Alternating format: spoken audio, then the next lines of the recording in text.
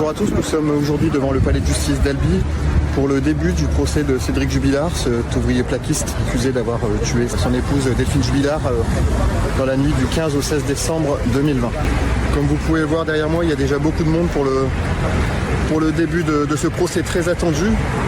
Les gens attendent de connaître la vérité sur cette énigme. Plus de 300 journalistes sont accrédités pour l'événement.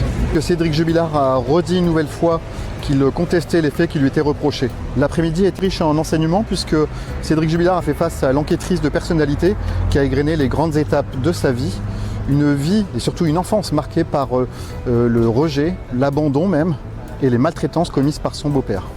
Peut-être que je le méritais, que je n'étais pas un assez bon fils, a dit Cédric Jubilard face au jury.